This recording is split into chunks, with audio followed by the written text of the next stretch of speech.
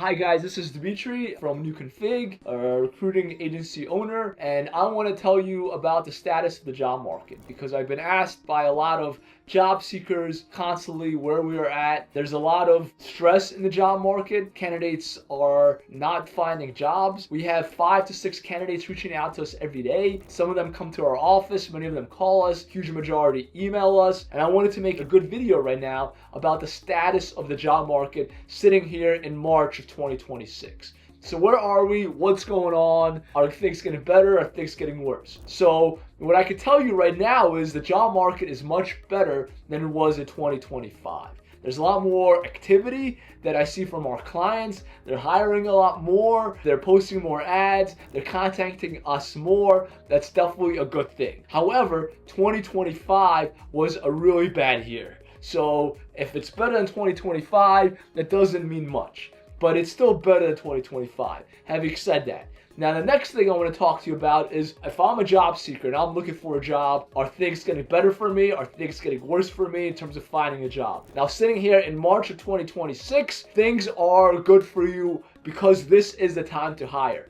Most hiring managers have a budget in the beginning of the year, in January of 2026, they finally have a budget and they start hiring and they keep hiring. The job market gets to its pinnacle, to the best part of the year in March, April, May, June, July, a little bit of August. So the best time to get hired is right now. March, April, May, June, July, August are the best 6 months of the year to get hired. Then things get worse after that. Then it comes Labor Day in September, and then the holidays start, and hiring really goes down after Labor Day. So if you're gonna find a job in 2026, it's gonna be now.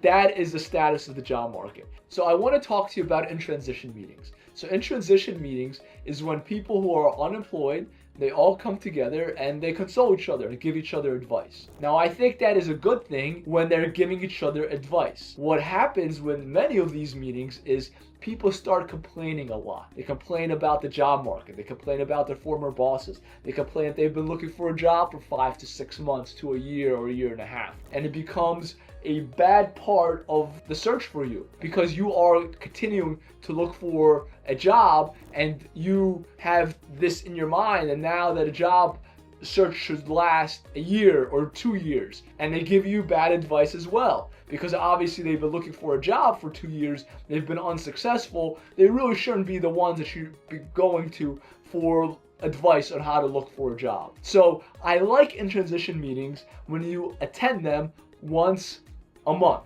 And when you attend them, there is a point to them, that there's a coach in there, there's a recruiter in there, there's someone that could give you advice about your resume, they'll give you advice about your LinkedIn profile or how to negotiate an offer. But if it's just people complaining in them, I recommend you don't attend a lot of them. Once a month is enough because it's going to bring you down. I've talked to a lot of candidates out there, job seekers, that have told me about these in-transition meetings they attend and how people are not doing well in them and just brings down their energy. And I don't want that for the people I coach. I don't want for the candidates that I bring to my clients. Be careful of in-transition meetings. They could be a place where people complain and bring you down. You want to be with people that bring you up. That is my advice on in-transition. Now, the next thing I want to talk to you about, job seekers, is what do I do? I've been looking for a job for 5 months, 6 months, a year.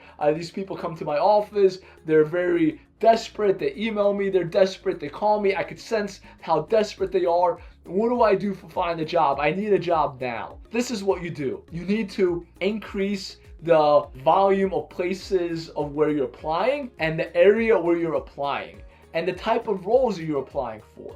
Now, I'll give you an example for each of those. If you're a director, start considering senior manager roles. Because once you have a job and the cash is coming in, you have cash flow, then you could start considering director roles again and VP level roles again. You need a job to support your family and pay your bills and your mortgage. Beggars can be choosers. So take a role as a senior manager. Heck, take a role as a manager. So increase the volume of roles that you're applying to. The second thing I want to talk about is increase the area you're applying to. If you are located in downtown Chicago, look for roles in Naperville, in the suburbs. look for roles an hour or two away that you could travel to, you could drive, stay there. A lot of roles these days are not 100% remote, but they're not 100% on site either. A lot of them are hybrid. So you could work 3 days from an apartment and then drive back to see your family. So that is my advice. Increase the area that you're applying to. Now, the third thing that you should do is increase the type of job you're applying to. What I mean by that is, when I talk to a lot of job seekers, they've been searching for a role for a year or a year and a half, they're only applying to remote jobs. And remote jobs are really hard to get a job on because hiring managers could consider candidates from all over the country, heck, all over the world. So I recommend you look for roles in your locale. Don't only consider remote jobs. So those are the 3 things I recommend if you're getting desperate and you need a job. I hope this video was helpful for you about the status of the job market, about in transition, and how to get offers, how to get jobs, get more offers, get more jobs if you're getting desperate. I hope this was useful to you. If you like this video, please like, subscribe, and reach out to us if you need coaching. We do offer one-on-one coaching to specific job seekers that need help.